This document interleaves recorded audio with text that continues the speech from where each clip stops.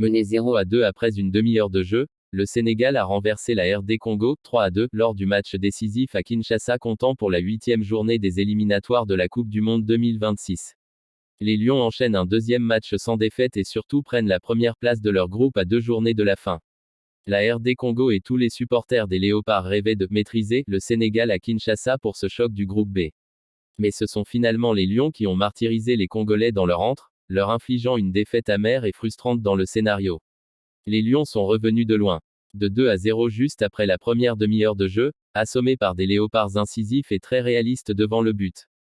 Alors que le Sénégal avait la possession depuis le début du match, s'offrant même la première grosse occasion sur une tête de Nicolas Jackson, 5e, c'est le Congo qui a ouvert le score par Cédric Bakambu. L'attaquant de Séville, Espagne, trouvé dans la surface, a éliminé superbement Kalidou Koulibaly d'une roulette, et placé sa frappe sous la barre d'Edouard Mendy, 26e.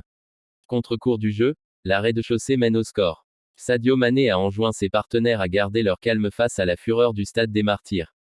Mais les Léopards, euphoriques, ont enfoncé le clou sur une action où le capitaine Koulibaly s'est laissé encore déborder par Elia Meshak. Sur le centre de l'ancien joueur de Nantes, Mendy glisse, Yohan Wissa hérite du ballon et se fait un plaisir de doubler la mise 33e. Coaching gagnant de Thiaw. Le Sénégal, qui n'avait encaissé qu'un seul but des éliminatoires, au match aller face à la rez-de-chaussée, s'est incliné 2 fois en moins de 10 minutes. Mais les Lions n'avons pas douté trop longtemps. Toujours avec la maîtrise du ballon, les hommes de Pape Thiaw ont réagi grâce au remuant Iliman Ndiaye, qui après un bon numéro dans la surface a trouvé le poteau de Berthaud. Pape Gueye qui avait suivi l'action a hérité du ballon et réduit la marque 39e. Le Sénégal a alors mis le pied sur le ballon face à un Congo regroupé pour procéder en contre et garder son avantage à la mi-temps.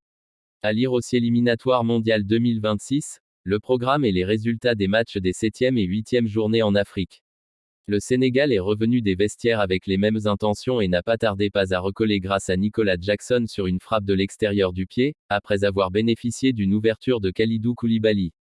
Les compteurs remis à 0, les Lions pensent même prendre l'avantage à un quart d'heure de la fin du match sur un coup franc où Arthur Massakou a trompé son propre gardien.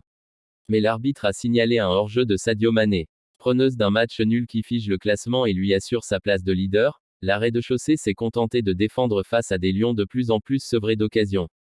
Mais le coaching de Pape Thiaw s'est révélé gagnant.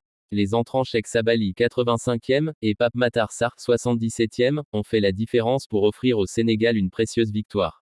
Le premier, sur un débordement, a trouvé en retrait le second qui a repris d'un plat du pied Victorieux Lofrand 87e pour propulser le Sénégal en tête du groupe.